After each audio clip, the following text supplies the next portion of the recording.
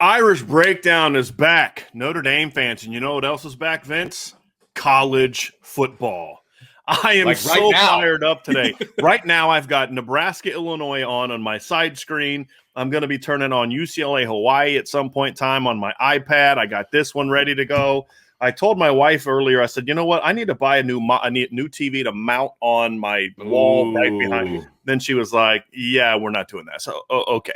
But that's going to be my next endeavor. So, Vince, we're back, and it is now 8 days away from Notre Dame's kickoff of the 2021 season. That means game week starts on Monday, which means the next time that we are on the podcast, after today, it means it's game week. It's game prep. Getting ready for the game. So we're very excited about that. And before we get to game week, Vince, you know, we've had months and months of breaking down this Notre Dame team and every aspect of this team. We do a show a day during the week. We have covered this team top to bottom. And now comes the hardest part, in my opinion. And that it's time to make predictions. It's where the rubber meets the road. Right. And that's what our show is going to be about today. We're going to really kind of look over this football team. We're going to go through the schedule top to bottom. We're going to kind of break it down into the 4 quarters of the season, so 3 games at a time. Talk about each quarter, just kind of go over the schedule, talk about the games that concern us the most, the things about this football team that were – just a couple final MVP predictions and just a couple aspects of the season that we'll talk about during. And, hey, this is a concern or this is an exciting thing. And at the end of this part of it, Vince, we will make our season predictions. We're going to go and we're going to go all in. We're going to go regular season final record, and we're going to go postseason destination. We're not going to go all in on, okay, I'm predicting that they're going to do this in the postseason because that'll come down the road. Yeah, I'm nervous. So it's prediction time, Vince. Yeah. And then following the Notre Dame aspect of the breakdown, we're going to do our college football 2021 overall college football breakdown. So we're going to predict our conference winners, our Power 5 conference winners, and we're going to make our college football playoff predictions. So that is what we're discussing today, Vince. So, audience isn't as big as normal, but I don't care. We have the diehards with us today. Yeah, baby. It's Saturday. We're good. It's going to rise, but we got the people I don't want to say the people that matter. Yeah. We got the people that are serious about this 2021 season. And you know what else we have? We have the people that are going to hang it over our heads if we're wrong. Because that's how our people are. I don't think the ones the people that aren't in the show today will be the ones that do that. Those will be the ones that do that. I mean that in a good way, because that's what my buddies would do to me. Yeah. You know what I mean? Yeah. All right. So before we begin, we do have a super chat from Nate Tony. Appreciate that very much, Nate. He says, hey, guys, been a podcast listener since the first show and of before at BGI, because Vince and I both were on podcasts before at BGI with the legendary Loose Emoji. Yes. Appreciate all you do to bring the best indie info to an Irish fan here in Arkansas. You know, one of my good friends, a high school teammate of mine, lives in Arkansas. So, unfortunately, he is an Arkansas fan. I would have liked to be able to tell you, Nate, that, hey, there's another Notre Dame fan there. But John's a great guy, just has bad taste in Scott's football team. Nate, thank you so much for that super chat. I appreciate it. And look, I want to get into Vince this season, and this is a really interesting year for Notre Dame because, we've seen, if you go back and look at that 2017 team and the 2018 team and just when this run started, if you really look at this roster, most of those guys are gone. True. And I think I have to go back. I think all the starters, I believe, off those teams are gone. The 17 and 18 teams. Right. And so we're going to find out this year if the success of Notre Dame the last few years has been about a couple really strong classes that are now gone, mostly gone, 16 and 17, 15, 16 and 17 classes that are now mostly gone, or if this is a continuation of what we believe to be a trend of this is the program that Notre Dame is. And that's going to require Notre Dame to have another double-digit win season. And I would say double-digit win season in the regular season. I think that's the floor before we kind of get into our prediction. Agreed. If Brian Kelly's program is as healthy as you and I think it is, and as you and I have been saying, people in the national media that don't buy that, don't think it is what we think it is, they're going to be proven right, or we're going to be proven right, and they're going to be wrong. And that's what this season is about. How healthy is this program? Was it really just a reflection of they had a couple strong classes and they're going to kind of fade down now those classes are gone? Or is this this is just a really great program that's ready to ascend? I think that's where this season is going to be. And I think that's find out. Yeah, I think that's a really good point because, look, we've been – what was it? A couple of days ago, we were talking about the Wisconsin game. And of course, we're going to get into that more specifically here in a minute, but how it's perceived that Wisconsin is the more steady program. Right. And that's why they're favored in that game. Right. 22-12 the last 3 years compared to 33-5 for Notre Dame, but they're the more steady program. But that's the national perception of Notre Dame. It's like, well, they peak here and then they hit the basement again, and then they peak and then they hit the basement, and all of that. So there's actually some decent teams on the schedule this year, so they're going to lose. Right. And exactly. And everybody's looking at that 5-game stretch, et cetera, which of course we're going to get into, but it's just, this is an opportunity. I really do believe where I kind of agree with you is that Notre Dame has an opportunity to really silence some people and let them know that, hey, this is a program that is sustainable, and it has been sustained since 2017, and they're reloading. It's a 4-year run. I mean, that doesn't just happen, right? That's not just a class, that's really good, or a quarterback, or or a position player that put the team on his back, and that's why they've been good, that kind of a thing.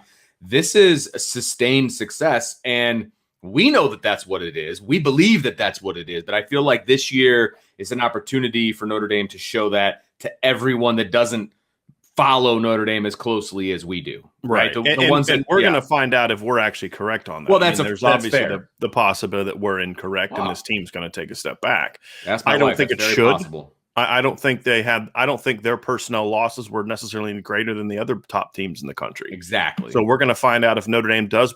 Like right now, Notre Dame is, and Lou and I used to talk about this a lot when, speaking of Nate's podcast, we did sort of this tier system. And, I listened to that podcast. where Lou and I were, the debate was, where does Notre Dame stand amongst the second tier?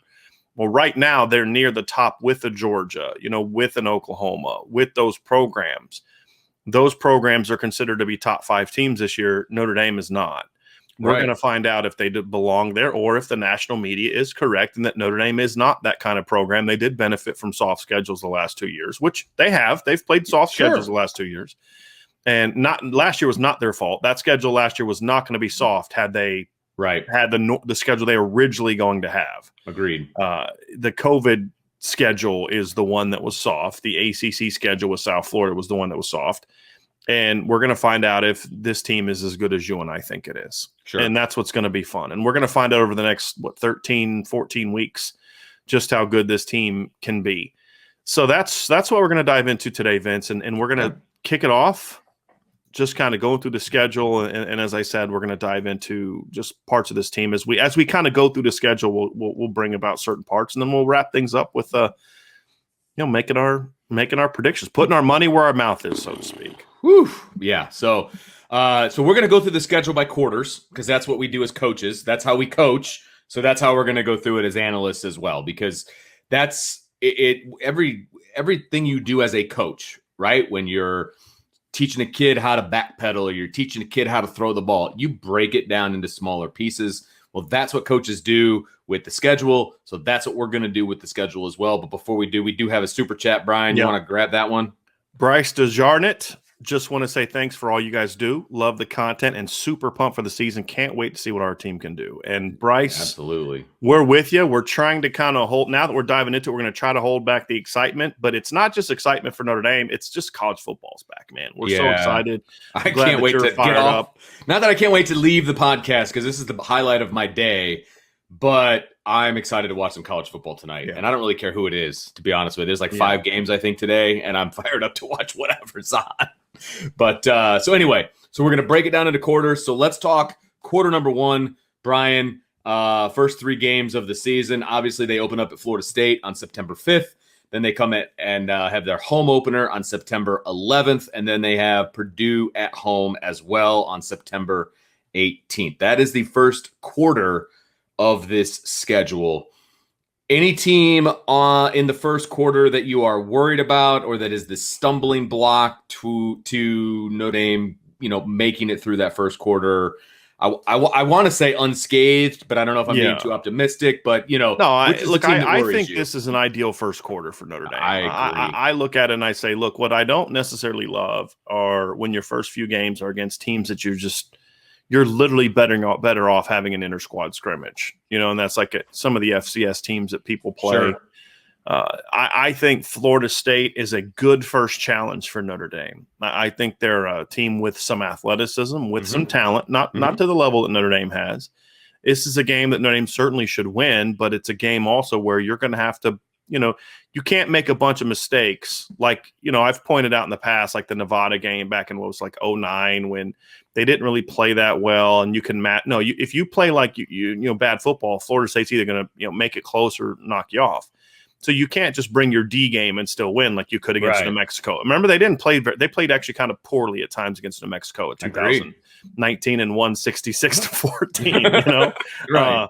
That game doesn't help you get ready for Georgia, in my opinion. Exactly. This is a Florida State team that is going to challenge Notre Dame. They're going to make Notre Dame be ready to play their game.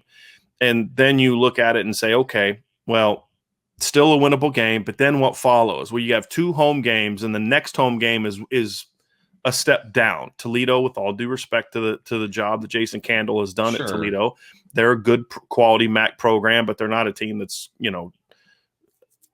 gonna beat Notre Dame or should be close with Notre Dame. So that's kind of they're not the worst team on the schedule either. I mean, arguably, right? Arguably, yeah.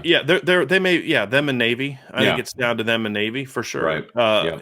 So that's kind of that's your get right game, right? And I think you always need a get right game in the opener. Your get right game this year is against Toledo, and those are musts. And the get right game is that game that you can play bad and still win. Now, what you don't want to have your get right game be Ball State in 2018. That's the fear. Yeah, for sure. For any team this early in the year. It's not my fear for this Notre Dame team, however. Agreed. I'm not concerned about that happening, Vince. But it is a game where, hopefully you can kind of get some backups in the game. And it's a nice game to have after you've had a pretty hard camp, which Notre Dame has had. They've really pushed this team hard, according to my sources, and now they've kind of pulled back a little bit this last week, but that's a good thing. I'm saying that as a positive. You need to push your team this time of the year, but they've had that push, and so you look at this next step and say, okay, you've got Toledo, then Purdue. Purdue of the 3 teams is the one that would be most concerning for me. The reason I say that is because I think they're the better coached offensively. You know my stance on Jeff Brom. I do. There's some familiarity there, obviously, with recruits and different things like that. But Purdue of the 3 teams has the players at positions that could do the most damage.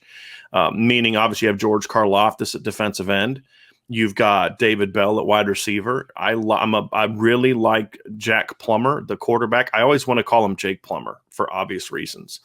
Is there any relation? Do you know? I don't believe so. No. Okay. I could. I mean, maybe, but I don't. I didn't know if it was like a clear, obvious fact. Yeah, and he won the starting job there. So and Purdue's got some talent. Like they have better talent than their record last year indicated. I think the COVID year hurt them. They had some guys out. Rondell Moore was out.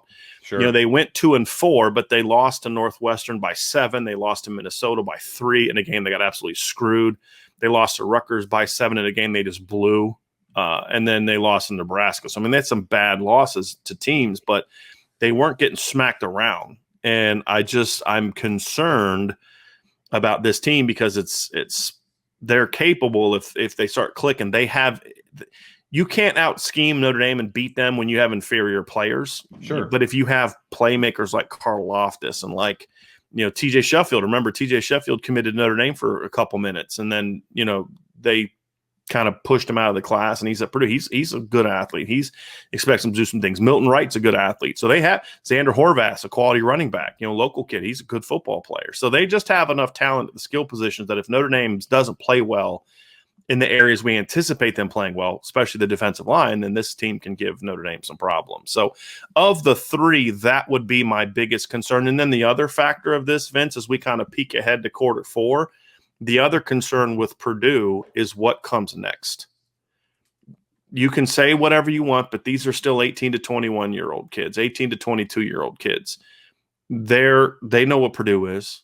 They know what Purdue's record's been, and they know what comes after Purdue. And that is that trip to Chicago against Wisconsin. So that's the other reason that Purdue, Vince, for me, is sort of the one that I'm like, of the three, that's the one I'm most concerned about. Well, the only reason for me that Purdue would get that nod for me is because of what comes next week.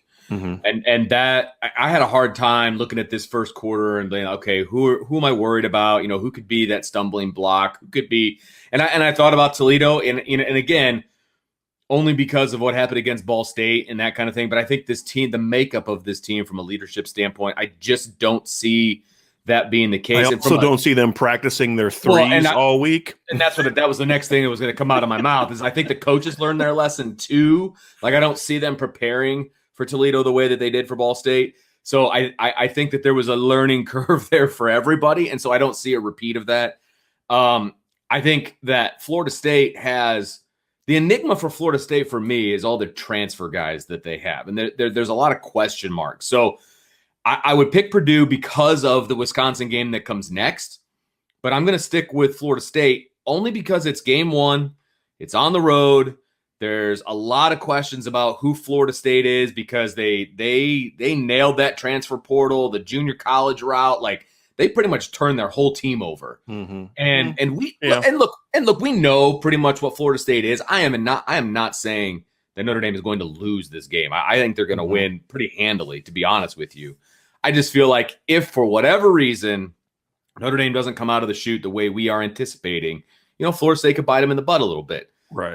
And so that's mine. That's mine. And I understand where you're coming from with Purdue.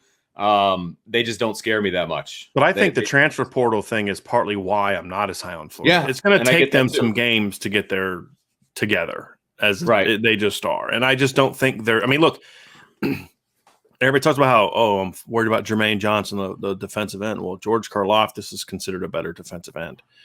Florida State's got athletes. They don't have anybody as good as David Bell.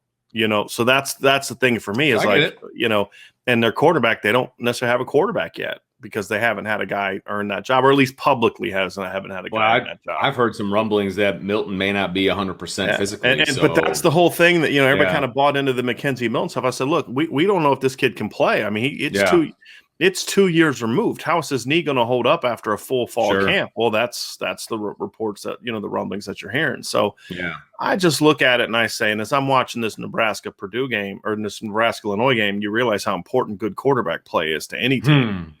And how the lack of can hurt you. But, I think Jordan Travis is an interesting player. He concerns me actually a little bit more than Mackenzie Milton because he can run around so much, but I don't think he has the passing ability to beat Notre Dame.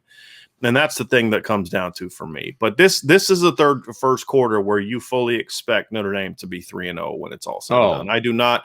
Yeah, I do not. When I talk about Purdue being the team that concerns me, it's not about me Notre Dame losing to Purdue. It's about maybe that game's a little bit closer than maybe we expect. Sure. But I believe Notre Dame comes out of this first quarter with a 3-0 record. Well, and I will also add that whoever gets the credit for making the schedule, whether that's Jack Swarbrick or a combination of Swarbrick and Kelly and whoever, right? Whoever had their hands in on it. I think this was put together brilliantly. Because look, Wisconsin is a big game and it's in a neutral site and you got the special uniforms and all the pomp and circumstance that goes along with that game, right? These three games and just the way that this team is put together this year for Notre Dame, they're going to need a little bit of time to kind of get everybody going in the right direction too, right? They're not going to come out of the gate, I don't think, scoring 40, 50 points a game and, doing everything that we hope that they will be doing potentially by the end of the season, defensively, offensively, all the things we've talked about in the past, they're going to need a little bit. You'd call it a get right game in game two. I agree with that. This 3-game stretch is a perfect opportunity because Notre Dame can out athlete and out talent all three of these teams with not much of a problem. And they're going to be 3-0. And this gives them a chance to kind of get everything going the way they want it to go before they hit this stretch that starts with Wisconsin. Because the nice thing about that, Vince, is those teams aren't good enough to beat Notre Dame, in my opinion. They are good enough, however, to expose weaknesses that the coaches must address. Sure. And that's why it's such a good first quarter is you're going to learn, oh, you know what? If we're going to beat these teams down the road, we got to do better here. Right. Whereas when you're playing New Mexico and some of the teams Notre Dame has opened up with in the past, it doesn't really. You don't find out those problems until you get to game 5 and you're playing somebody really good, or game 4 in this case. So, but quarter 2, Vince, let's transition to quarter 2. But I agree with you. This is a good setup first quarter. You're going to be tested enough to where you're going to learn a lot about your team, but not to the point where you really have the concern of losing a game. If they lose a game in the first quarter, this is going to be a long year. And you and I will have very different outlooks from that point forward based on if they lose one of those games. I mean, most likely, unless something catastrophic. Yeah. Anyway, 3-0. That's what we're going with. All right, quarter number 2. Obviously, they go to Chicago for a noon game against Wisconsin. Wisconsin is the home team for that, so the game will be on Fox. Cincinnati then is October 2nd at home, which is fantastic. And then the following week is Virginia Tech in Blacksburg. And my guess is that's going to end up being a night game, although I could be wrong about that. But if Notre Dame is who we think they are, that's going to be a night game in Blacksburg. So things ramp up here a little bit in the second quarter, Brian. Obviously, no quote-unquote easy game here. Which team are you looking at where Notre Dame could potentially stumble, or however you want to take this next one? Yeah, so to me, the way I want to kind of do it, Vince, is I want to kind of go over the schedule, like the quarter as a whole, and then kind of look at the team I'm most concerned with. And that's kind of how I look at this. To me, this quarter right here is the one that will define Notre Dame's season. Yes, agreed. I believe the 2 best teams in the schedule are in this quarter, and the trap game for me is in this quarter. This is going to be the season-defining quarter for me. If Notre Dame comes out of this quarter undefeated, I think they can run the table. Now, does that mean they will run the table?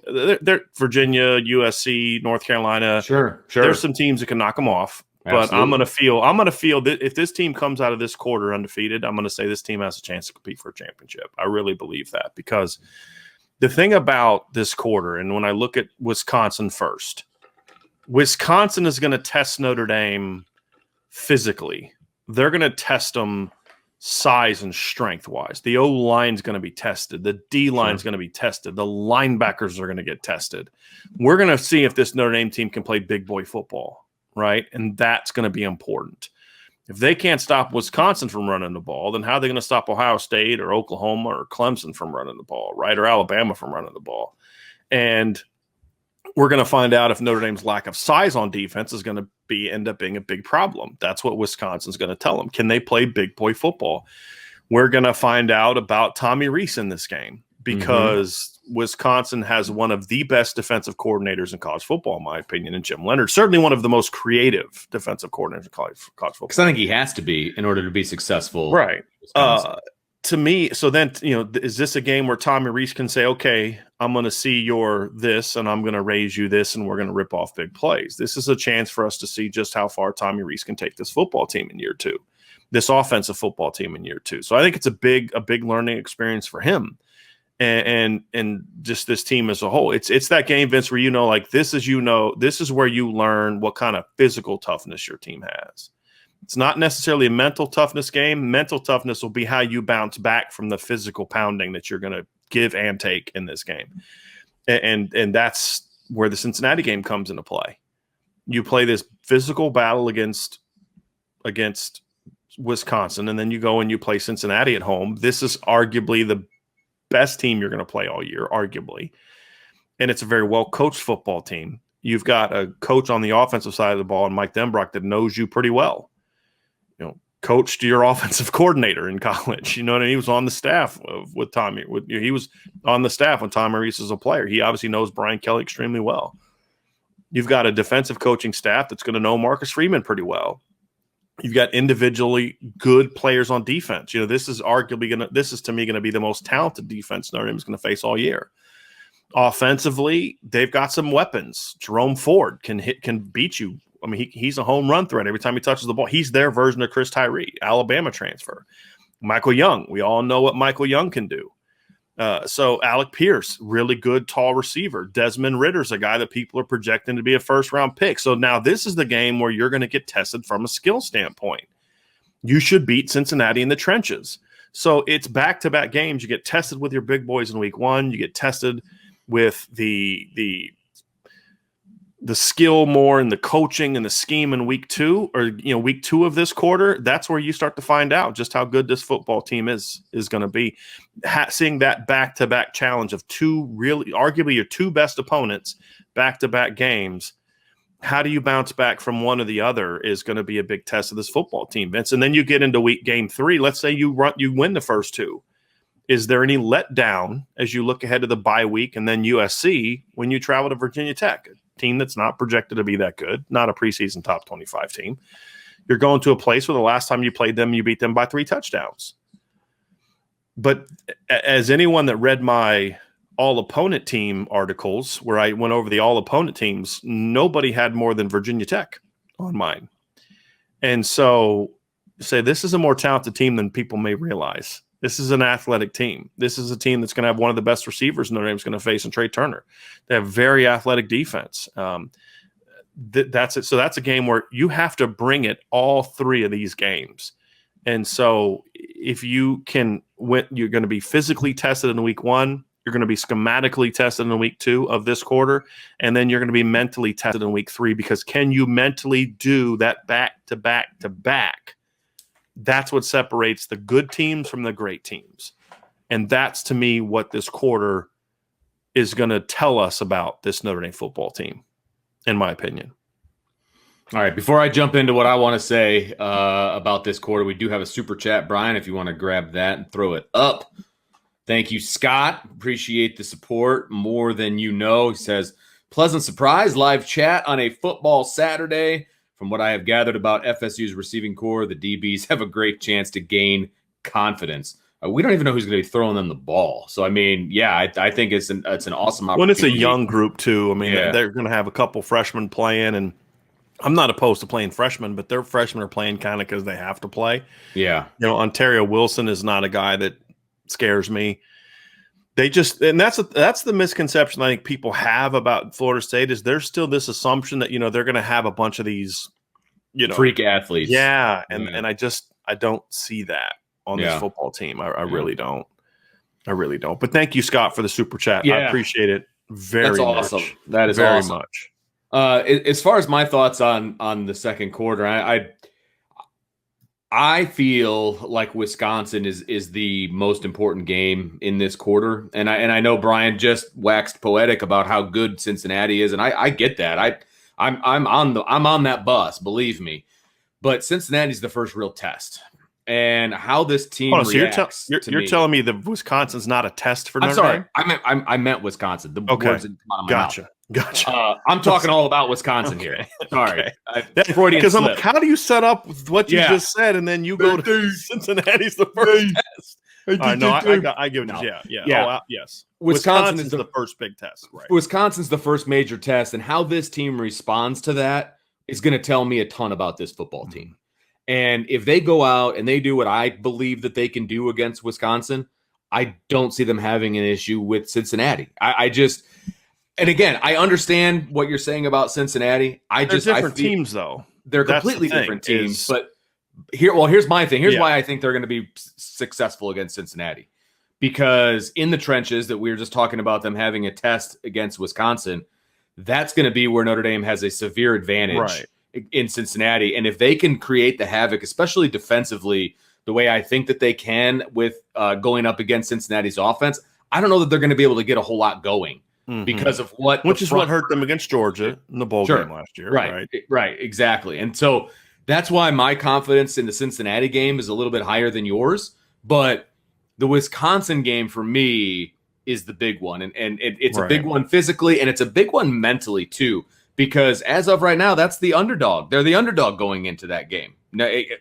For now. Right. Yeah.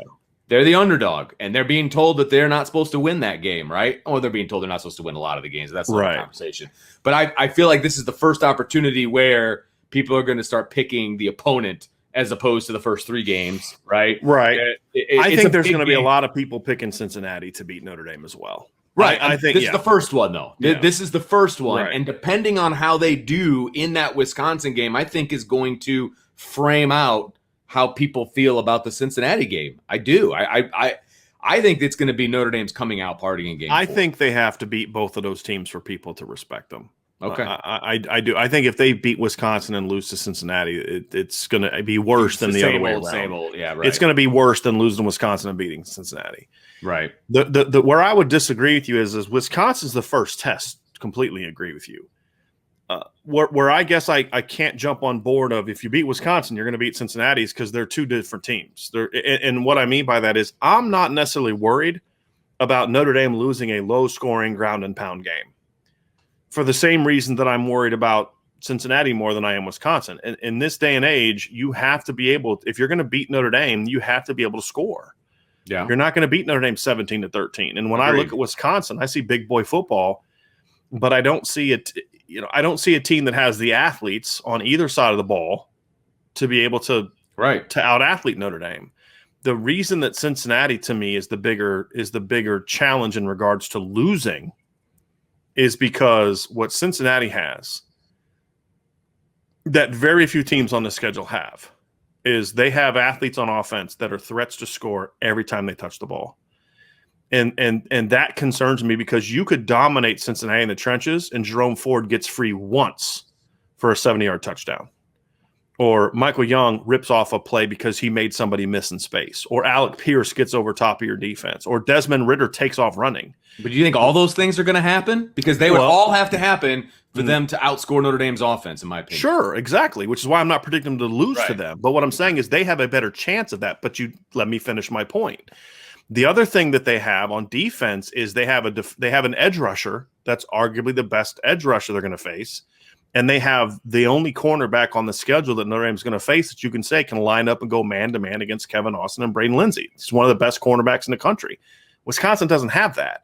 So the combination of having a very well-coached, pretty fast defense that Marcus Freeman built, right? Like if we think Marcus Freeman's this great coach, he built that defense. If Marcus Freeman leaves in 3 years, do we think the defense is going to suck all of a sudden the next year? No, we're going to think it's going to still be pretty good, right? Because the players he recruited and the players he coached are still there. They didn't lose hardly anybody off that defense. Now, no, they don't have Marcus Freeman coaching it, but talent-wise, this is going to be the best defense, in my opinion, they're going to face all year. That combination of they're going to be able to make enough stops again, if things go in their favor, they can make stops, they can force turnovers, and they've got big play weapons on offense. So mistakes that Notre Dame makes against Cincinnati are going to hurt you a lot more than a mistake that you can make against Wisconsin. So let's say you miss a field goal, and Wisconsin's got to go 80 yards. I don't see Wisconsin doing that. Cincinnati can. You know what I mean? So that's where I'm coming from. Of those 2 games, I could see Notre Dame beating Wisconsin ugly and then playing that same weak way the next week and losing to Cincinnati. So, like, let's say Notre Dame brings their B- game to both games. Their B- game, I think, is still good enough to beat Wisconsin. Their B- game might still be good enough to beat Cincinnati, but also could get you beat, depending on which parts lead to that B-. So that's the thing for me. Any team that's going to be a concern to beat Notre Dame is going to be a team that has the athletes to beat Notre Dame, because there hasn't been a team in the last 4 years that's been able to beat Notre Dame in the trenches and win the games without athletes on the perimeter. And that's what I think Wisconsin has. And that's why I think Wisconsin's overrated. They don't have a Jonathan Taylor at running back. With all due respect to Jalen Berger and Ches Malusi, they're good players. They're not Jonathan Taylor. Not many people are. Exactly. Yeah, right. But of the last 3 years, the only year Wisconsin was really good was when they had Notre Dame's current quarterback at quarterback. Correct. No, I agree. Jonathan Taylor at running back. Yeah. And so when I look at it, I just think Wisconsin's a little bit of an overrated team. They were number 1 on my schedule of the toughest game, partly because it's the first. Exactly. Partly because it's away from home. But that's why I view it as but what I'm looking at it is, to me, for Wisconsin to beat Notre Dame's going to have to lose the game. That's the difference. Right. I think if Cincinnati plays their A game, they can beat Notre Dame where I don't know if Wisconsin can. That's the difference for me. But I get that. What makes this challenging, Vince, is the back-to-back nature of it. That's the thing that makes this quarter so challenging. And then if you are able to get past those two games, then you've got Virginia Tech coming up. Which I think is an absolute trap game. Which is why I say this is the defining quarter. They're going to look past that one. And, I mean, I could easily see that. And I am 1,000% on board with this is the toughest quarter of the season. There's no chance that I'm picking any other quarter that would be as tough as this one for everything that you just said. Right. I think the toughest teams are in here. I think the order that you mentioned is a huge factor. The fact that Cincinnati is at home, I think, is huge. And you're going to hear me say that probably a few more times because all of their big games are either at home or in Chicago. And I feel like that is a huge plus on this schedule that I don't think enough people are taking into account. Right. Outside. You know, when I say other people, I'm talking like national media, et cetera, who thinks Notre Dame's like an 8-win team. Yeah. Like it's the 8.5. Haven't lost. I would be willing to bet you that most of those people, if you pushed on them right away without giving them time to think, if you say, when was the last time Notre Dame's lost at home? Would not realize that it's been almost 4 years. It's Georgia, right? Georgia, which is the second game of this post 2016 turnover. Right. You know, and they have I believe they have the second longest home winning streak in the country behind Clemson. Yeah. And it's only second behind them by like 2 games because Clemson lost at home towards the end of 2016. Remember, they lost to Pitt at home at the end of 16. Right. Notre Dame lost at home at the beginning of 17. It's the second game of the year. I think it's like 28 and 26. Clemson's 28, Notre Dame's 26. So I don't yet Notre Dame is going to lose multiple games this year to Cincinnati and North Carolina and USC and those kind of things. Right. I just could they lose one at home? Yes. Yeah. Certainly. Sure. That streak's going to come to an end someday. You know. Right. Well, hopefully not. But I mean, that'd be great. Assuming. If they didn't. I mean, we're trying to be realistic here. We're trying to not have the rose-colored glasses on. Right. But I back to my point about the second quarter. The order of the games makes it very difficult, but the fact that Cincinnati is at home, I think, is a huge plus. It's a huge bonus to this quarter. If that was on the road, I would be a little more hesitant on my love of Notre Dame in those 2 games. But I think the other thing that you're missing, Vince, is the fact that of what you say about Wisconsin, about how good they are and how tough they are, could potentially make the Cincinnati game even tougher.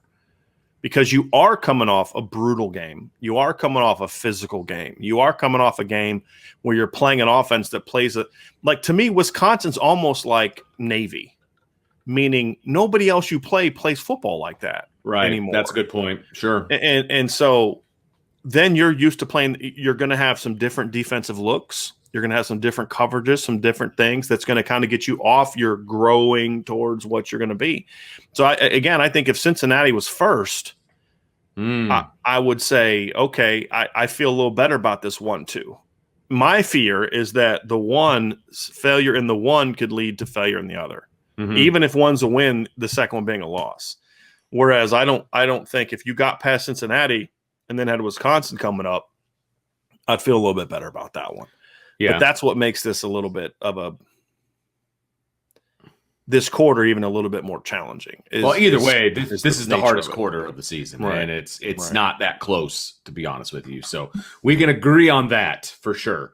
And the nice thing is too is this quarter takes them to the break. Yes. So Notre Dame's fall break, which is usually the where they've had a lot of problems in past years, is going to be during the bye week. Right. Which is, again, you talk about just a brilliant job of scheduling. Yeah. That's huge.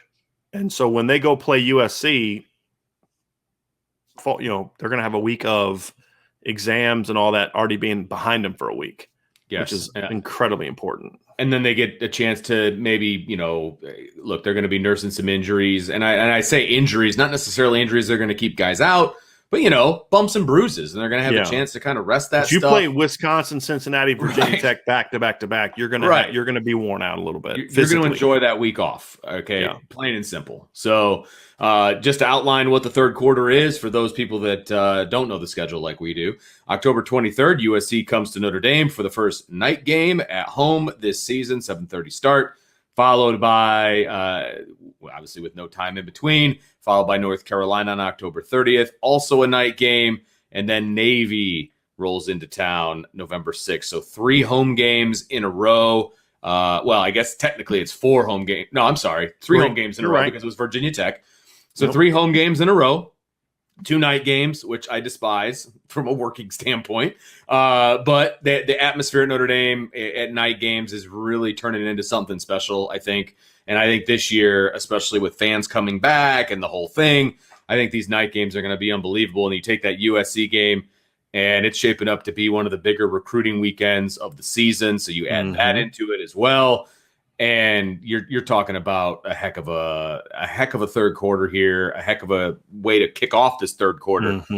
And for me, I'm going to start this off, Brian. For me, the reason this one is not my toughest quarter is because of Navy.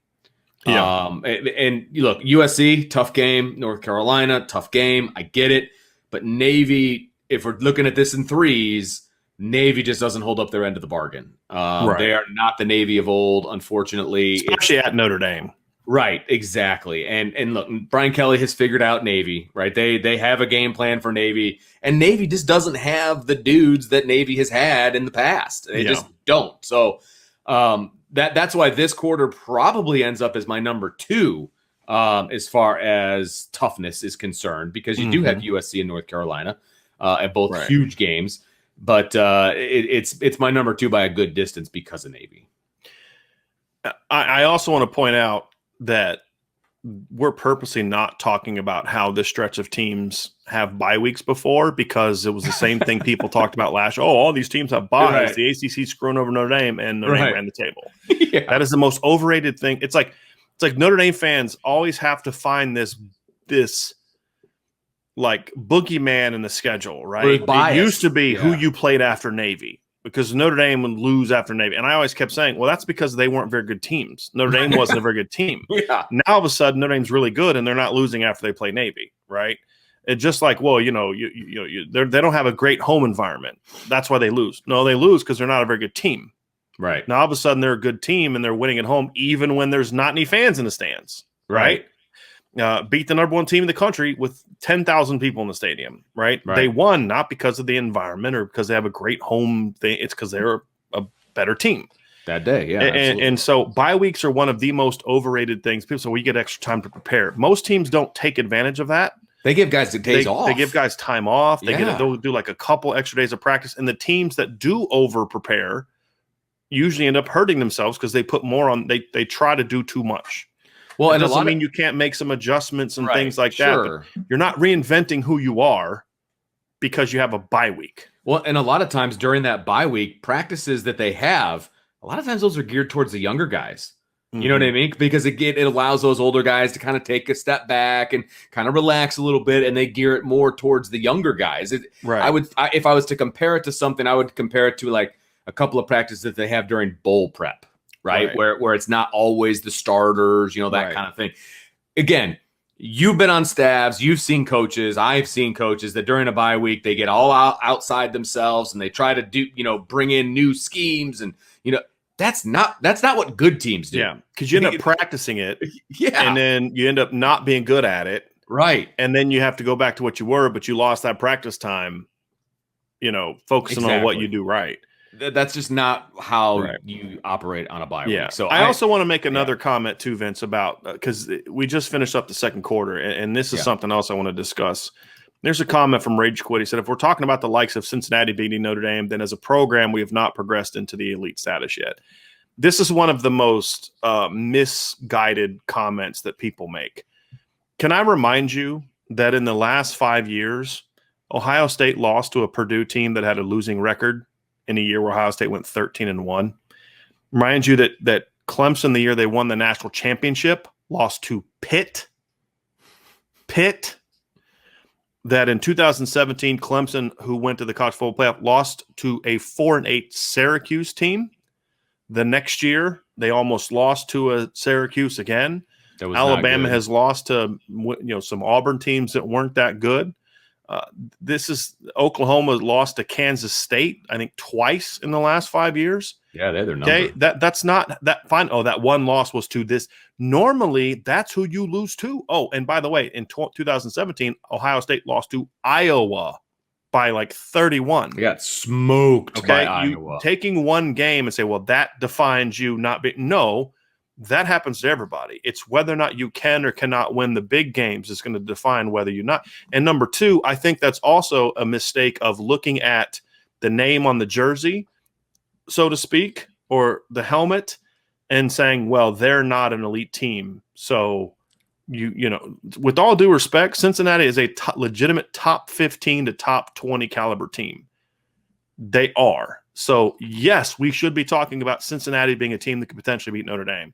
And that doesn't mean that Notre Dame's not a great team. That's just simply saying, well, it's Cincinnati and ... whatever. Right. Or they're not Power 5. There are some Power 5 teams I would much rather play than some of the group of 16. Oh, yeah. Are you kidding me? I mean, when Arkansas was the opener last year, I was like, yeah, okay, let's go beat the Hogs. Like that game didn't bother me at all. And they're an SEC team. You know what I mean? Exactly. That's just an example I pulled off the top of my head. But yeah, exactly. Exactly. So we have to understand is like that's setting up an agenda before without actually looking at that the rest of how that's not how college football works. Right. And I just pointed that out. So anyway, back to quarter three, Vince. This is to me the second best quarter on the schedule. Oh yeah. And your point is absolutely right. The only thing that drags it down is Navy. Right. But the first two are very important because you know my stance, my and I kind of said it earlier. I've said it a lot in the past to you. I don't know how much I've said it publicly. When I get nervous about upsets, it's when you're playing a team that can score. Yep. Teams like when you talk about when Clemson lost to Pitt, they didn't lose 17-13. They lost like 45-42 or something like that, or 43-42. When Ohio State lost to Purdue, they gave up over 40 points. When they got upset by Iowa, they gave up over 50 points, I believe. That's usually what happens when great teams get upset. Is they usually get upset by somebody that can score. And you just can't keep up. Like exactly. And these are the two best offenses on the schedule. Yes. And that's what worries the mess out of me is because they can score. And I've seen it too many times where teams just get behind the eight ball and they can't catch up and they start pressing and it's just not good. And you keep digging yourself a deeper and deeper hole. And look, USC, for all of their faults, all of their faults, and that includes the head coach, they can score the football and they can score quick. And so I'm not going to be happy about that game until, if and when Notre Dame wins that game, that they've put USC away, because they can score in bunches and they can. Well, we saw that fast. in 2019. I mean, Notre Dame was up like 17-3 at halftime and jumped up early. And then all of a sudden it's like, wait a minute, I hope USC doesn't get the ball back again because they're going to tie this thing up. It can get a little bit nerve wracking, and exactly, but see, to me, that's when we're going to learn a lot about the Notre Dame offense in those two games. Right. Notre Dame can beat Cincinnati and Wisconsin scoring 27-30 points. They can. Those teams are not elite offenses. My concern about Cincinnati is that they can rip off big plays. They're not going to rip off big plays for 4 quarters. And I don't think they're going to have sustained drives and things. I just don't. Yeah, I'm more concerned with Cincinnati. I'm more concerned with the big plays and turnovers. Right. Okay. That's my concern because of the defense. Right. So if they can rip off 2 big plays in that game that set up 2 scores, and then they have one good drive that sets up a field goal, another turnover that sets up a field goal, and then a turnover that sets up a touchdown. That's all of a sudden that's 27 points. That's good enough to beat Notre Dame. If Notre Dame's offense isn't what we think it is, or if Notre Dame's turning the ball over a lot. And I have to admit, Adrian Martinez is freaking awful, by the way, the quarterback for Nebraska. He stinks so bad.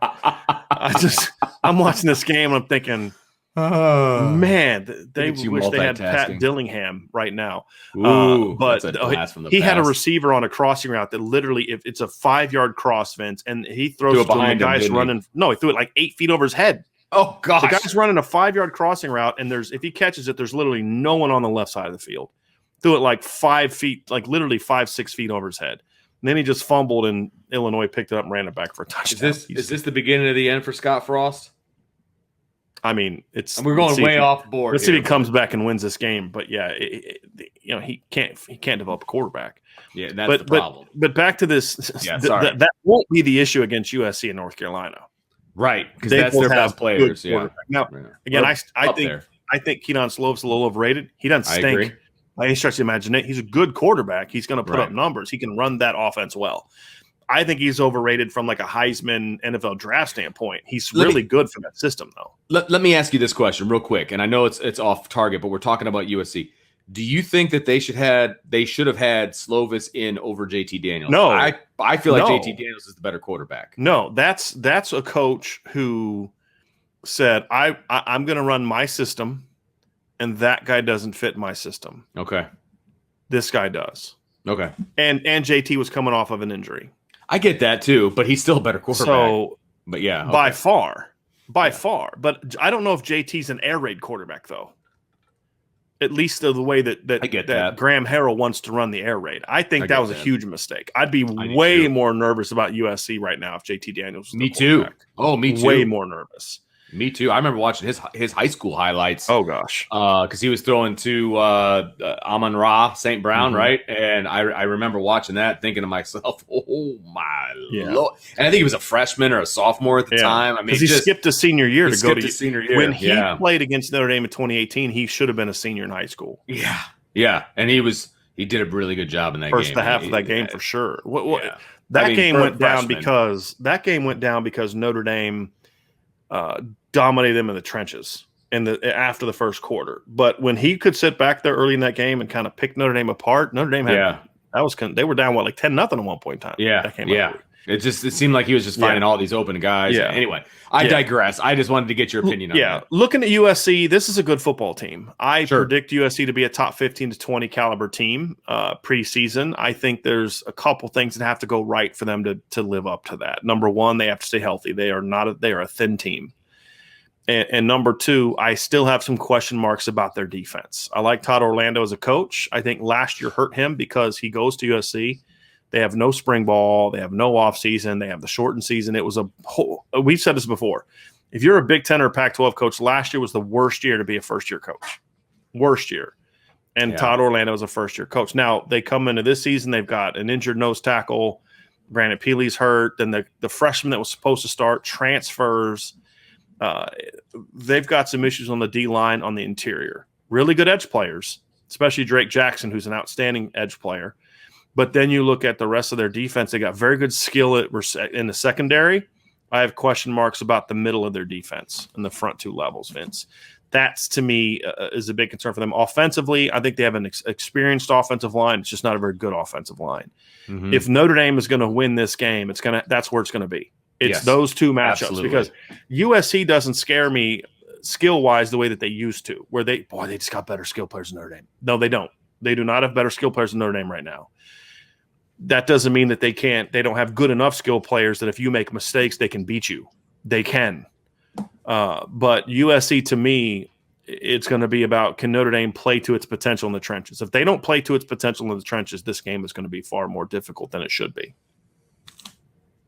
Yeah, I agree. I feel like it's going to be a la what, and I can't remember what year. You're so much better than this. You and Lou always pick me up when it comes to remembering games. But the game where Notre Dame just absolutely dominated USC in the trenches. 2017. When Quentin Nelson was just, guys were quitting left and right. And I'm not the no mas game because USC's D-line literally they had guys turning their backs at the snap, just taking hits. Yes, it was bad. I see that at freshman football, right? These are major D1 college players. Guys who got one of those. Rasheem Green got drafted in the third round, right? And he's just I've had enough of this Quentin Nelson guy. Yeah. So I'm not saying the offensive line is going to dominate like that, okay? But I am saying the defensive line is going to dominate like that. And I think that's where this game, like you said, it's where it's won and lost. And I don't know that they're going to be able to get a whole lot going because of that.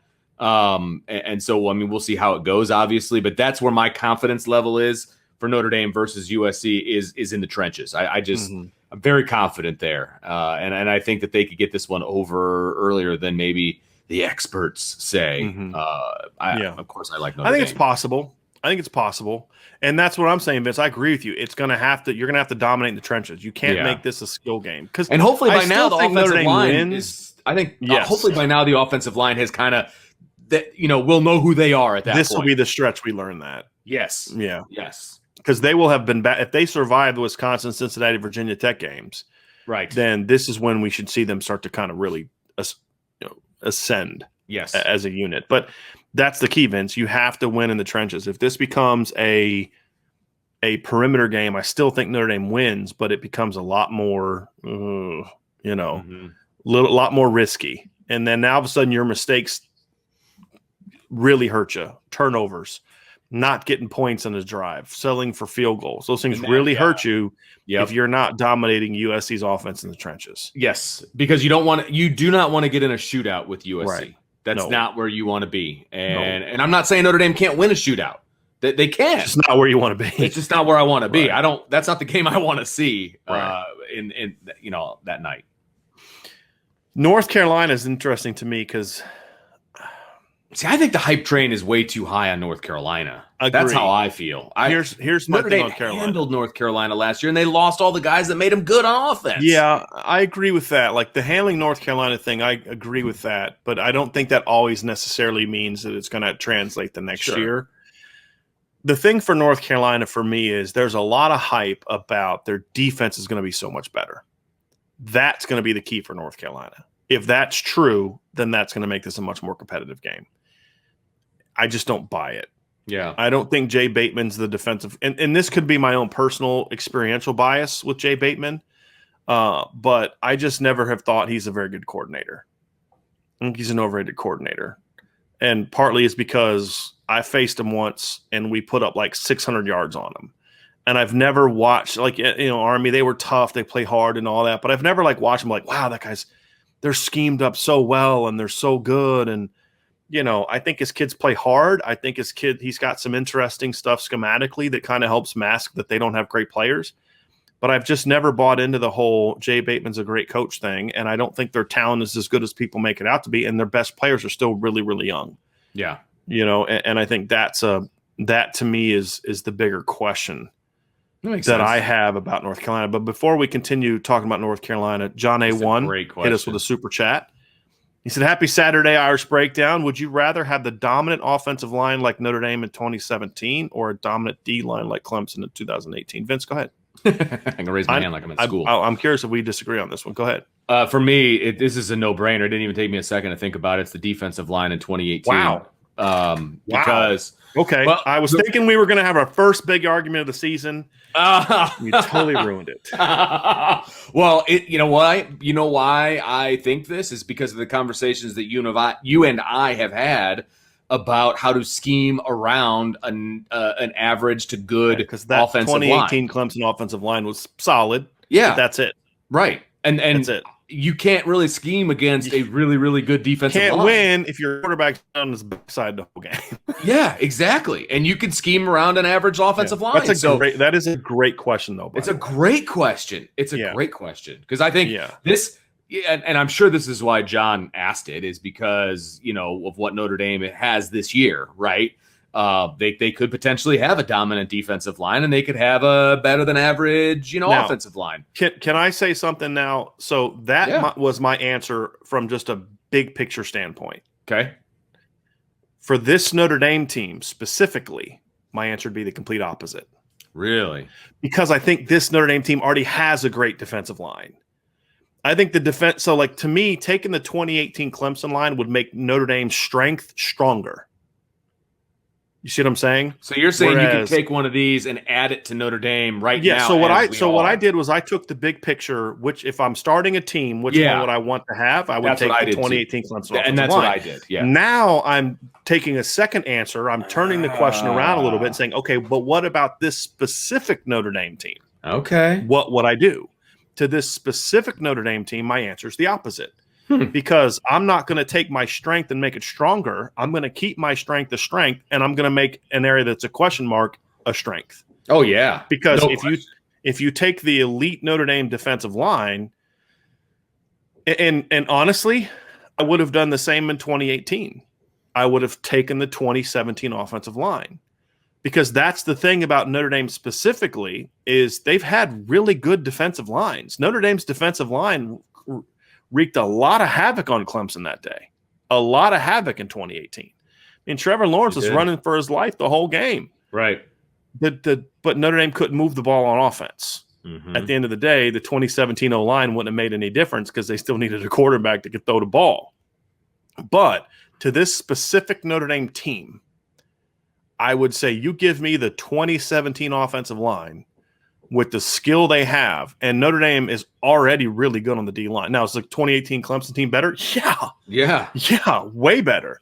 But this is still, to me, one of the 10 best, if not potentially 5 best, defensive lines in the country. You see what I'm saying, Vince? So that's 100%. That's where I'm coming from. So there's the big picture, which one would I take? And then there's the specific to this, the makeup of this Notre Dame team.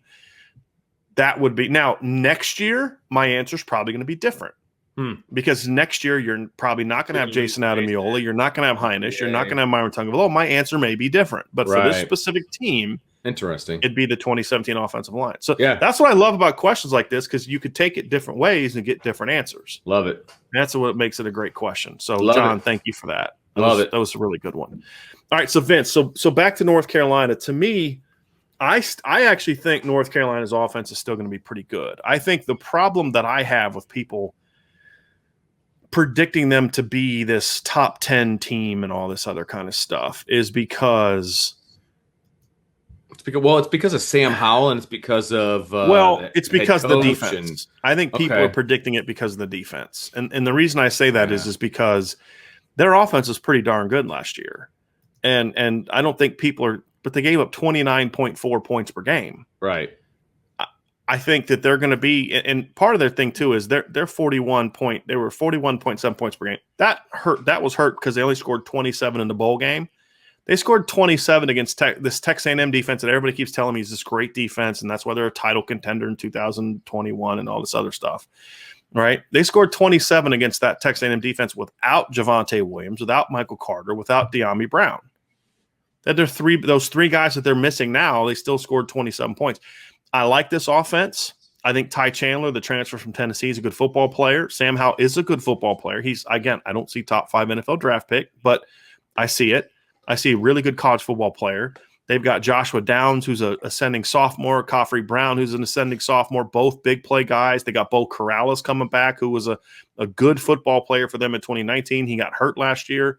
And they've got, I think, 4 or 5 starters coming back on the offensive line. Now, it's not a great offensive line. It's a lot like that really good, like the 2018 Clemson offensive line. There's no future first or second round draft pick, but it's just solid. 5 veteran guys that know how to play together. They're just solid. And so I do think this offense is really good. And I'm bringing this up because if the defense is going to make the improvement that a lot of national analysts are assuming they're going to make, that's going to make this a much tougher game because this team can score.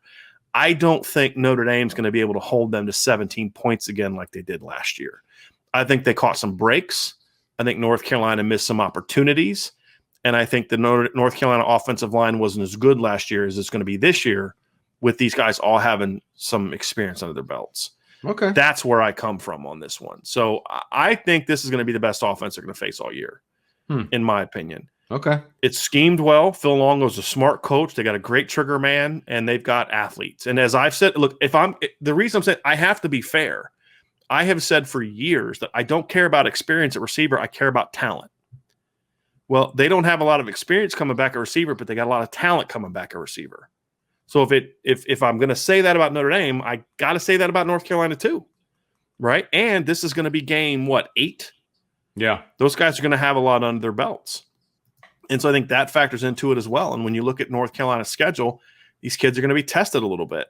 They're going to play at Virginia Tech, home against Virginia, home against Georgia Tech. They'll have played Florida State at home. They'll have played Miami at home. Now, another reason why I think this game's going to be good for Notre Dame is if you look at North Carolina's schedule, I don't believe they play a game away from home. They play Virginia Tech in the opener. I believe they play Georgia Tech on a neutral field, and then all their other games are at home. So what you're saying is they're probably going to be undefeated, and it's going to be a ranked opponent for Notre No, Dame. I don't think they're going to be undefeated because I don't think they're – I mean, Miami's going to want blood. At Virginia Tech's going to be a tough game. My point is one of the things working in Notre Dame's favor is this is a North Carolina team who hasn't necessarily played well away from home. Oh, okay. And you look at last year, for example, they lost at Florida State. They almost lost to Boston College. I mean, Phil Dracovic and BC. That was that overtime game, wasn't it? Or it went down to the wire? I don't know if it wasn't overtime. It was a bunch of scores at the end. Phil threw 3 touchdown passes on the last drive. Yeah. Remember that? Yes, that's what it was. And then made it 24-22. It wasn't overtime. It was the end of the fourth quarter. They went for 2 to try to tie it. He got picked, and they ran it back for 6 because nobody was open. He just tried to force a ball. Then the next road game is at Florida State. They lost. Their next road game was at Virginia. They lost. And then they played against Miami on the road at the end of the year and won. That was the anomaly. Then they went on the away from home again in the bowl game and lost. This is a team that hasn't played well away from home. Okay. We're going to find out if that's going to change a little bit because they open up next weekend at Virginia Tech. Right. But I still say I don't know if this is – and when North Carolina almost beat Clemson 2 years ago in 2019, again, that was at home. So I don't think this is a team that plays great away from home. Okay. And that's another reason why – it should be a great atmosphere at Notre Dame. Yeah. Night, Yeah. But the question's going to be the defense. I think their offense is going to be every bit as good, if not better, than it was last year at scoring. Now, I don't think it necessarily makes them a better offense than it was last year individually, but as a unit, I think they're going to be better because the line's going to be a lot better, in my opinion. So anyway, that's kind of where I look at it with those 2 games is your defense is going to get tested a lot. Yeah. And here's the thing about those 2 games. They're both air raid offenses. Now they're very different air raid offenses. Graham Harrell's is we don't care about running the ball. Phil Longo's is we got to run the ball. But still air raid. Tempo, push the tempo, come at you, attack, perimeter, RPOs, all that stuff, take shots. USC is very much a short. Air raid for North Carolina is more let's look for some shots. So there's a lot about it, but the things that stress you are the same. Tempo, perimeter, misdirection, spreading the field, all that stuff is still the same. The concern I have about this 2-game stretch is when it follows the physical stretch that we saw before with Wisconsin and Virginia Tech does this wear Notre Dame down to where they're more ripe for an upset in quarter 4 away from home? Interesting. That could be one of those side effects of this stretch. Even if Notre Dame wins them, between the physical pounding you took in quarter 2, now the speed and the running that you have to do in quarter 3, that my number 2 trap game is the next game. The first game of quarter 4, which is the second game in Virginia. Those are my 2 that I look at and say those are the 2 trap games of teams that Notre Dame should not lose to, that they'd have to play poorly to lose to, but are games where I could see that happening. That is at Virginia. Okay. Interesting. So that kicks off quarter 4. As I say, let's kick off quarter 4. Absolute, because I'm just not going to waste the airwaves on Navy. I love Navy. I love everything about that. Love Ken Niumatalolo. Yeah, me too. They're just not competitive right now. We'll just call it what it is, right? So going into quarter 4, as you mentioned, the November 13th, they go to Charlottesville and play Virginia, which it's TBA right now. Good chance that's a night game. November 20th, Georgia Tech at home. That'll be the final home game for Notre Dame. That is obviously senior night day, all of that pomp and circumstance that goes along with that. And then they finish it off, as they always do, in an odd-numbered year out in Palo Alto, Stanford. And if Notre Dame does what we hope they will do, that will also be a night game. So November 27th for that one. So they just have the one bye this year, right? Am I counting that right, Brian? Notre Dame, yeah. Mm-hmm. Yeah, it's got the one bye before the USC game. Because they start later. Normally when they'll start like the August 31st or September 1st. Week 0. Yeah. Okay. And that's more of a college football thing. Right. Than it is just a Notre Dame thing. There's just some of those years where they have 2 byes and some where they only have 1. Yep. So one bye this year, finishing off Virginia, Georgia Tech, Stanford. I am less worried about this stretch. I understand where you're coming from with Virginia being, because it's not about those teams. It's about the situation. Right. And I think Georgia Tech's a little bit more dangerous than people think. Okay. All right. Fair enough. I have no respect at this point for I shouldn't say no respect. That's not the right terminology. I am not in any way worried about Stanford. Notre Dame has Stanford's number. Stanford is. I thought you were going to say Georgia Tech, and we were going to have a conversation. No. But no, right. It just they're heading in the wrong direction. I don't know what they do to fix it at this point. That's not my problem. It just Stanford Notre Dame is not a competitive series right now, and I don't think it's going to be one in the near future. Mm-hmm. So that game doesn't bother me at all. The Virginia game, I think Virginia is ascending, from where they've been in the past. I'm not saying that Notre Dame's ripe for an upset or anything like that, but I think Virginia is getting better. I do think that. And this game is obviously at Virginia. So, it could be competitive depending on how Notre Dame takes it. And then I'll let you talk about Georgia Tech a little bit more specifically, but that's Notre Dame's final home game of the season. Yeah, the Virginia game is, again, it's one of those trap games. It's kind of like, and when I talk about it, it's like Ohio State going to Purdue or going to Iowa or Clemson going, playing Pitt, thinking they've arrived, and Clemson going to Syracuse, and their quarterback goes down, and next thing you know, they're losing to Syracuse. Right. It's like Alabama a couple years ago being down to Ole Miss like 24-3 in like the second quarter. Those things happen. And you're 9-0. You've beaten Cincinnati, Wisconsin, North Carolina. All these good teams. USC. Of course, we're going to beat Virginia.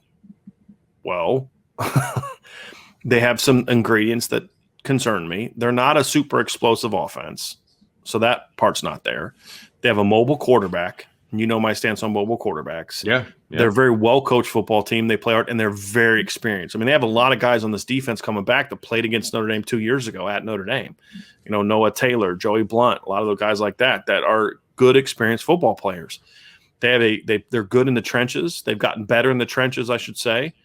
And it's one of those games where, as we saw in Notre Dame played them in 2015, that was a bad Virginia team. But Notre Dame had fumbles, they had turnovers, they gave up big plays. They let Virginia stay in a game. Notre Dame scores to go up 26-12, and then the starting quarterback gets hurt. Virginia claws back in. If Malik doesn't get hurt, Notre Dame blows Virginia out. Yeah. That's the thing that it's one of those games where if a couple bad things happen, this is that game.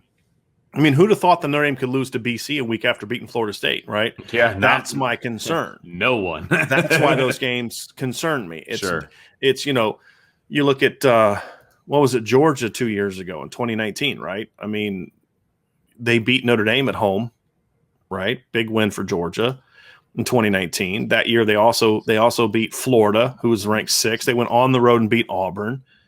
And then who do they lose to in the regular season? The only regular season loss they had, 4-8 South Carolina at home. That's what I keep trying to tell everybody. Like that's what I love about college football. Right. It's like it's any given Sunday thought like that. Right. And I realize that's an NFL term, but you get my point. Right. Yeah. And that's the thing that I think is sometimes gets missed when people say, well, you're not going to lose to that team. Well, you don't watch enough other college football. Because Bama doesn't lose to Georgia. Bama doesn't lose to Florida. They don't lose to the best teams they play. They lose to that team. You're like, how did that team beat Alabama?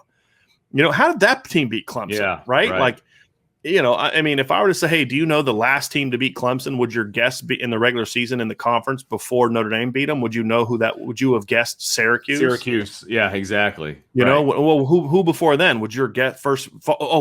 Pitt. Would that be your first thought if you didn't follow it?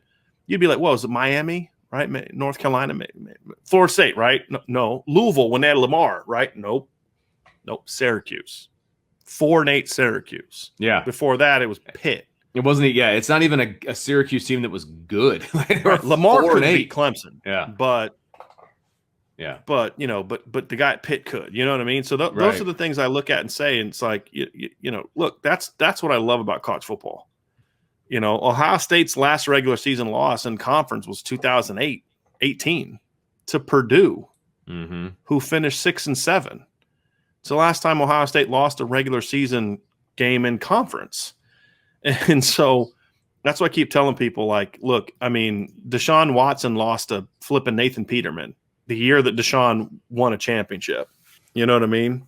It's college football, man. That's what I love about college football. Yeah. Right. So that's why these games scare me, Vince. It's because it's the game where you think you can. It's the letdown game. Well, it's the biggest cliche around. But as I just pointed out, that cliche is a cliche for a reason, because that's the game that these best teams are losing. My issue is you get through that stretch that we just talked about, right? And it's almost like a right. That's the concern. It's an exhale. It's an exhale that like, hey man, we did it. We just got 4 games left. These guys are nothing compared to what we just did. And then they go out and lay an egg. And that happens. That happens, people. Like that. Yep. And Brian just explained, gave you prime examples as to how that happens and why it happens and all of that. These kids they're kids. They're kids, right? And so, I look, am I going to sit here and predict that Notre Dame is going to lose specifically to one of those teams? No, I'd have to have my head examined if I was like, Notre Dame is losing to Virginia. Georgia Tech. They're going to go 11-1 and lose to Georgia Tech. Like, people be like, what are you talking about? But would I be surprised if it happened?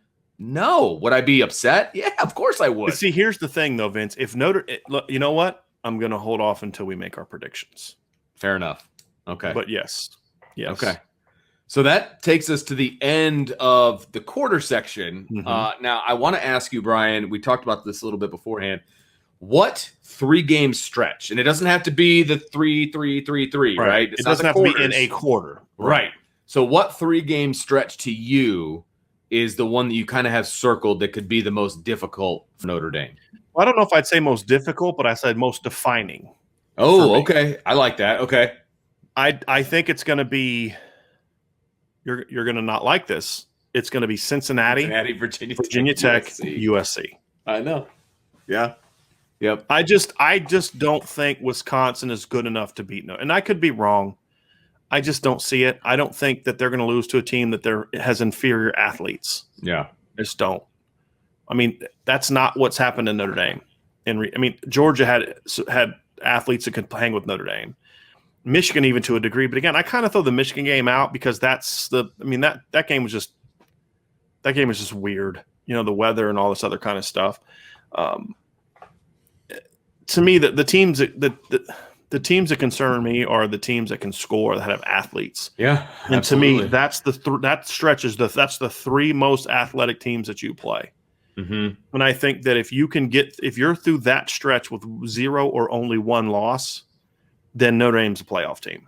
Right. If they have a loss before that stretch, or they get through that stretch with a loss, assuming that loss is not to USC. If they get beat by Cincinnati, or if they get beat, I think the Cincinnati loss would hurt them. But if they get upset by like a Virginia Tech, or say Wisconsin beats them, they beat Cincinnati, they beat USC, they beat Virginia Tech, they beat North Carolina. That Wisconsin loss is now in the back rear view. Sure. That's the other reason Wisconsin is not on this list. Because you don't think it'll hurt them. Because if they lose that game, it's so early that if they run the table, they're still in the playoff. Because it's September. It's still in September is that game. Right. Yeah, I see what you're saying there. It's funny for me. I was trying to pick out a 3-game, stretch here. And I was kind of jumping back and forth. I don't wish, because that would be a very difficult 3-game stretch. But I wish we could take the Virginia Tech game out and just bump up USC, North Carolina. Then for me, it would have been Cincinnati, USC, North Carolina. And I feel almost like I'm doing North Carolina a disservice by leaving them out. But I had the same 3 games that you did, because and I know I'm kind of talking out of both sides of my mouth, because I talked about how important the Wisconsin game was, and I still believe it's important. But my issue, and you said it, and it's been my issue all along, is that I'm afraid of teams that can score. And I am in no way afraid of Wisconsin scoring the football. Right. I just look at that as the first big game for Notre Dame, and how it's going to be defining for them. You're looking at it truly from a coaching standpoint, which is that's the first one. Yeah, right. I get it. But I'm for Notre Dame, and really anytime, I'm afraid of teams that can put the ball in the end zone. Right. Because if you have an off day and if you can't keep up with them. So Vince, let me interrupt you real quick, because I want to see if I can hone you in. So It sounds to me that if we're talking about defining, not toughest, because I think you and I would agree the toughest stretch is Wisconsin and Virginia Tech. That's the toughest stretch. The most defining stretch, however, from what I'm hearing from you, is actually Virginia Tech, USC, and North Carolina. Yes. Yeah. For similar reasons why I said Wisconsin. So I mean, I think that's what you're trying to say. Now, let me get y'all going down that road. It's like I said, I'm afraid of teams that can score, and if Notre Dame gets through again, it's almost like a breathe of relief, right, to a degree, because I'm not saying that Notre Dame's going to look past anybody. I'm not going down that road at all, but USC scares the you know what out of me. It scares the bejesus out of me because they can score, and if you lose to your rival. Your big rival, because look, we can have that conversation if you want, but USC is the biggest rival Notre Dame has, in my opinion. You lose to your rival, and they put a thumping on you by just outscoring you. I think that's going to really hurt the psyche of this Notre Dame team, and then they're going to go play, North Carolina. Mm-hmm. You know what I mean? Like I feel like that's going to be a tough stretch if they blow it against USC. And by blow it, I mean lose, right? Mm-hmm. Going up against especially at home, right? And then you got North Carolina at home. That game is a whole different animal now, the North Carolina game. So the U.S. that stretch that bothers me, that worries me, and you've got me a little bit more uptight about Cincinnati. But again, it's teams that can score on Notre Dame. I think too. For me, it's also. That's the stretch you cannot afford a loss. Yeah. If Notre Dame loses a game, it can't be then. Because you're getting into the later part of the season. Yes. You're getting into mid to late October. Yes. USC's October 23rd. North Carolina's October 30th. Like, you don't have many games left after that from a significance standpoint. Because, you go out and beat Navy, Virginia, Georgia Tech, and Stanford. People are like, but they lost to, USC and North Carolina. Like, late. Yeah, that's not going to do anything to repair your image. Your season's over at that point. Data-wise, Clemson and Alabama have both suffered late losses and made the playoff. Right? It was Alabama in 2017. They lost to Auburn late, and then Clemson, obviously, as we talked earlier, lost to Pitt late. That was like November. But those teams get the benefit of the doubt that I don't think Notre Dame would get. Agreed, and that's the difference. Yep. The other thing, too, is Clemson was ranked number 1 at the time. So I'm pretty sure. I'm looking that up now. It looks like they were actually ranked number 3. But when they lost that game by a point, they fell to number 5. I don't see Notre Dame going from 3 to 5 if they lose to USC, North Carolina, or Virginia Tech. But they'll fall further than that. Beating Wisconsin and Cincinnati. So let's say they're undefeated going into that USC game, right? Mm-hmm. Do you really believe they're going to be a top 3 team at that point? Oh, yeah. Really? Oh, yeah. Okay. For multiple reasons, but yes, I when I say top 3, I'm referring to the committee, which the committee, I don't care about the AP poll. I don't. I mean, I don't care what ESPN thinks. I'm looking at the college football playoff. And that comes out in middle of October, right? I mean, November 2nd. November 2nd.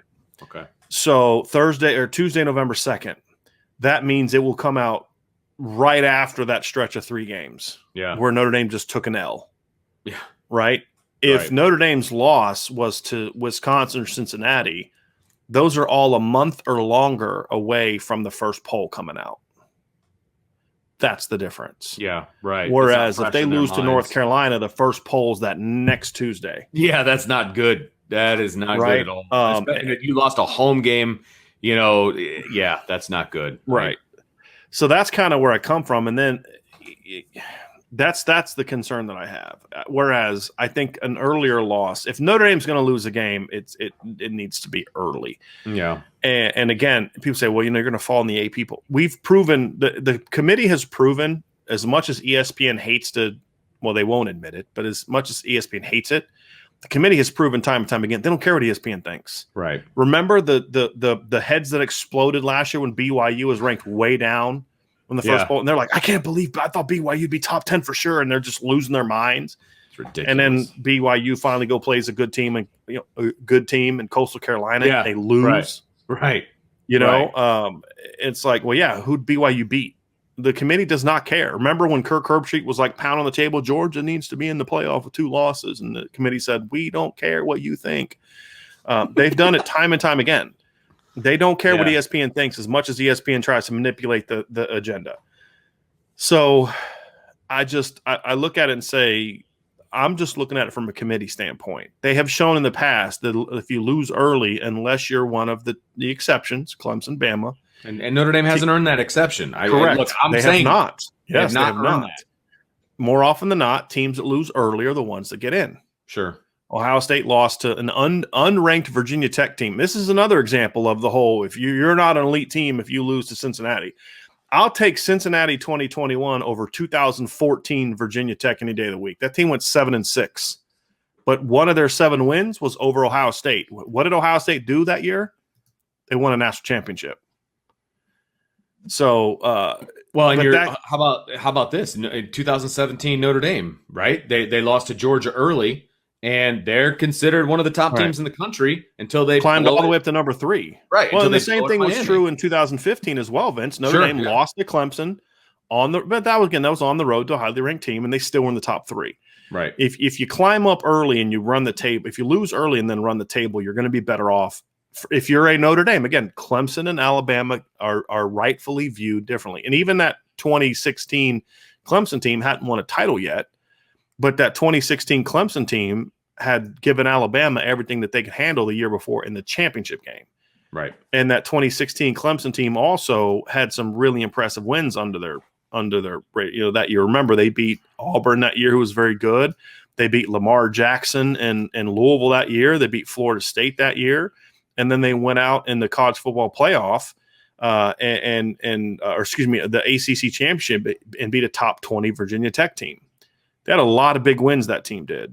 And so when you can kind of win those kind of games, and I think that was the year Lamar won the Heisman Trophy. That's why they were able to overcome that late loss. It was those combination of things. Notre Dame doesn't have that, in my opinion. Right. And so again, I point to that and I say, look, I think that's why they're given the benefit of the doubt. I don't think Notre Dame gets that. I think it's better for Notre Dame to be a playoff team if they lose early. Makes sense. Yeah. It doesn't mean they can't get in, because again, I get that. There's a lot of things could happen this year, and that's what we're going to get into when we get into our that other part of what we're going to talk about. But I just would be a lot more nervous if Notre Dame loses during that stretch of Virginia Tech to North Carolina, in your view, or in my view, Cincinnati to USC. Yeah. No, I get that. So, but I think if I kind of like where you're at though with the Virginia Tech to Carolina. Again, I think you swung me a little bit on that one. I kind of like the thought of that, because I don't see them losing to both Cincinnati and Wisconsin. Right. I agree with that. If they were to lose to one, that makes that other even more defining. Yeah. If they beat Wisconsin and Cincinnati, I go with Virginia. Obviously, then the Virginia Tech to North Carolina becomes huge. It becomes absolutely gigantic, because that's the last giant mountain you have. Because if they run the table there, I just don't see them lose. I don't look, again, trying to provide good analysis. The Virginia is a team that can beat you if you don't play well. Georgia Tech's got some athletes with Jeff Sims at quarterback. Jameer Gibbs, the best running back I think Notre Dame's going to face this year. Got a lot of a lot of transfers, a lot of athletic recruits. But Georgia Tech could play their best game of the year and still lose to Notre Dame by 14 points. Right. Notre Dame would have to give one of those games away, and Brian Kelly's teams haven't really done that in normal conditions. From 17 on, they just haven't done that. From 18 on. I think they did that in 17. I think they gave the Stanford game away at the end of 2017 and the Miami game. But from 2018 on, that's fair. That's not the kind of game they lose. I mean, again, Brian Kelly has not lost a game against a team that finished unranked since 2016. That's something else that people aren't discussing enough of. When we talk about Notre Dame losing 3-4 games. Right. So anyway, so that's it for the schedule, Vince. Now it comes down to the moment you've been avoiding for an hour and a half. I have been. It's time to give your prediction for Notre Dame. Yeah. What is Notre Dame's record, first and foremost? Are we going to go game by game, or are we going just overall record? Because that makes me happier. Okay. So overall record, I know if I say 12-0, people are going to be like, homer. Dude, I don't care what people think. I know. Notre Dame's going undefeated record season 2 last. If you think 12-0, then go 12-0. Here, I want you to hear my thought process, okay? I'm going to go through this real quick. So if we went game by game, there's not a game on the schedule I don't think Notre Dame wins. There's just not. Game by game, Notre Dame should be favored in every one of those games, and they should win every one of those games. Do I think Notre Dame will trip up at some point? Yeah, I guess I do. I think that they're going to have a loss in there somewhere. But if you're asking me to pick which game, I don't know what game it's going to be. I really don't. So my prediction for the season is 11-1 because I just am not comfortable. Like, as I watch practice and as we talk about the team, I'm not comfortable saying, yep, that's an undefeated team.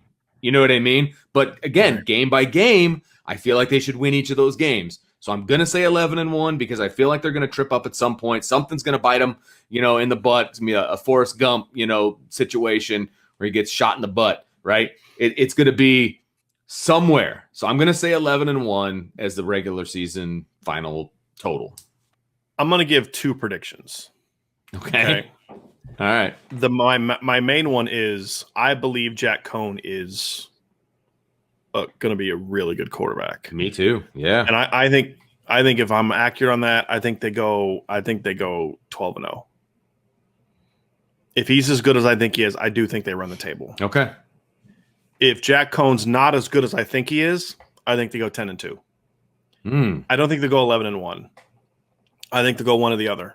I think if he's not as good as I think, they'll lose 2 games. They'll lose to one of the good teams, and they'll be upset by somebody. So like, Wisconsin and Virginia Tech, or Virginia Tech and North Carolina, something like that. If Jack Cohn's as good as I think he is, I agree 100% with you. And I've been saying that all season, 11-1, 11-1, 11-1, all off season. I've been saying it, but I just can't point to the team that should beat Notre Dame. Believe me, that's my issue. That's issue the problem. Too. But that also belief comes with the thought that they're going to be better quarterback.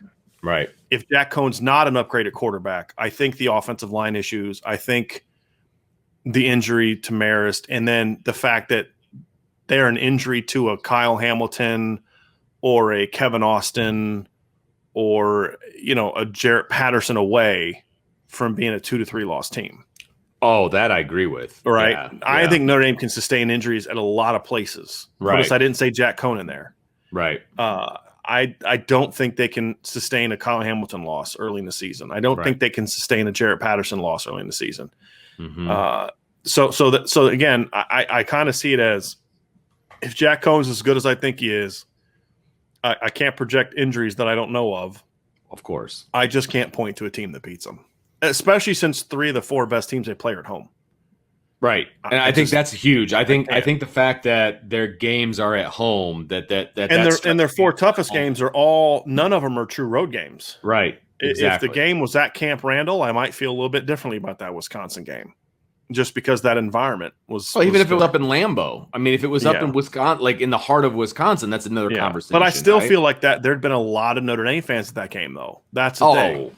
There would have been. At Camp Randall, that's a 97% pro-Wisconsin crowd. Of course. That's the difference. This game's going to be in Chicago. It's going to be at least 50-50 Notre Dame. At least. That's the least. And so I can't point to a game where they lose. And I think regardless, unless there's a rash of injuries, I think the floor is 10-2. I would. Would I be surprised if they were 10-2? Not necessarily, because there would be reasons for it.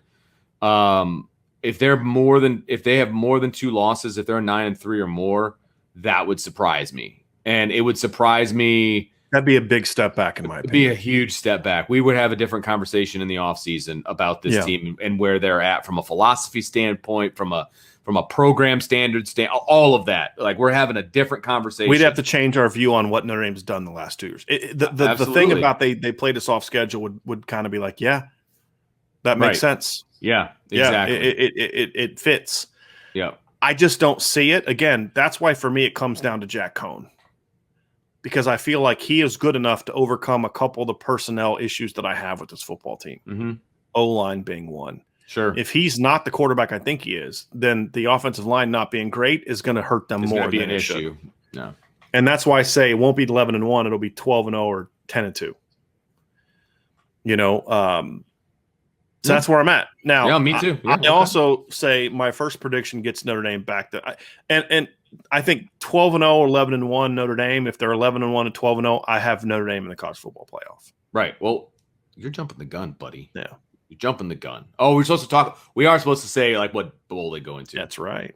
That's my fault. I all at 11-1, which was my prediction. I have them in the college football playoff as well. I don't see how a Notre Dame team who's 11-1 gets held out. And it's also because I think that some of those upper echelon teams, I don't know if they're going to go undefeated, right? I don't think that there's going to be 4 undefeated teams where it's like, yeah, clearly those 4 teams are the ones that need to be in the playoff. There's going to be debate amongst a couple of one-loss teams. And I think Notre Dame's resume, because they do have tough games, right? And I think they're going to win most of those games. If they have one loss, that means they obviously lost one of them, but they've won the rest. And I think that their resume is going to stack up against whoever that they're having this conversation about when they're trying to put the resumes next to each other with the one-loss teams to get in. I think Notre Dame gets in if they're 11-1. Yeah. So that's it for the Notre Dame. So you're ultimately, you went 11-1, and you have Notre Dame in the college football playoff. I have them at 12-0 with, if Jack Cohn's as good as I think he is, at 12-0 in the college football playoff. So I'm saying it.